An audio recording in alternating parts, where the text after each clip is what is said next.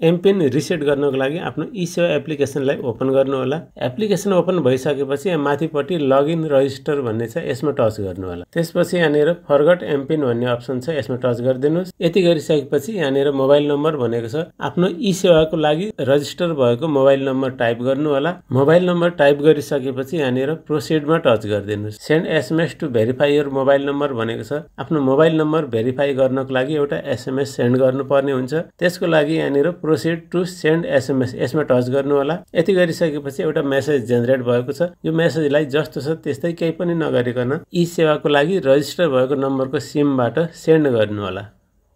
यसमा पनि सेन्डमा टच गरिदिनुस्। यति गर्ने बित्तिकै यहाँनिर एउटा मेसेज आएको छ, your new MPIN recovery code is 119821 भनेको छ। यो कोडलाई ई-सेवाको एप्लिकेसनमा टाइप गर्नुपर्ने हुन्छ। यहाँबाट एकचोटि ब्याक गर्नु होला, त्यो कोडलाई यहाँ टाइप गर्नु होला। कोड टाइप गरिसकेपछि भेरिफाई एन्ड सबमिटमा टच गरिदिनुस्। अब यहाँनिर क्रिएट न्यू एमपिन भनेको छ, नयाँ एमपिन क्रिएट गर्न भनेको छ। त्यसको लागि रुल छ, यहाँनिर अलिकति ध्यान दिएर हेर्नु होला। बी 4 डिजिट नम्बर, 4 डिजिटको नम्बर हुनुपर्छ भनेको छ। Not be a number pattern sequential or repetitive भनेको छ। 1 2 3 4 अथवा 1 1 1 1 2 2 2 2 यस्तो खालको नम्बर नराख्नु होला भनेको छ। Not be the first 4 or last 4 number of your ई-सेवा आइडी भनेको छ। तपाईको ई-सेवा आइडीको अगाडिको 4 वटा नम्बर अथवा लास्टको 4 वटा नम्बर त्यस्तो नम्बर नराख्नु होला भनेको छ। अब यहाँनिर 4 डिजिटको अलिकति स्ट्रङ टाइपको एउटा एमपिन क्रिएट गर्नु होला। त्यसपछि तलपट्टि कन्फर्म न्यू एमपिन भनेको छ, तल पनि सेम पिन टाइप गर्नु होला। एमपिन क्रिएट गरिसकेपछि तलपट्टि कन्फर्ममा टच गरिदिनुस्। यति गर्ने बित्तिकै यहाँनिर हेर्न सक्नुहुन्छ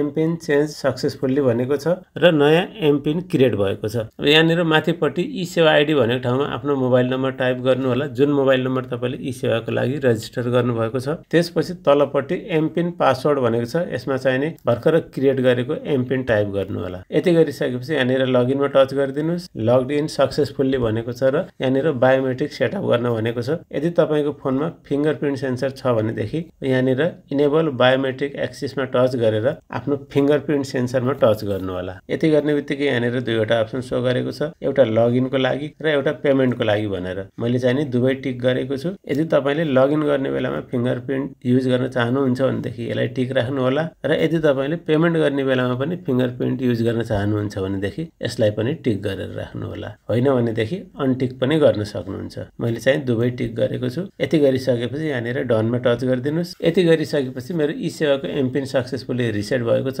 यस्तै गरी तपाईले पनि आफ्नो ई-सेवाको एमपिन रिसेट गर्न सक्नुहुन्छ। भिडियो मन परेको भए भिडियोलाई लाइक, शेयर र च्यानललाई सब्स्क्राइब गर्न नबिर्सनु होला। अर्को भिडियोमा छिटै नै भेट्नेछु। अहिलेलाई भने बिदा दिनुहोस्। जय नेपाल।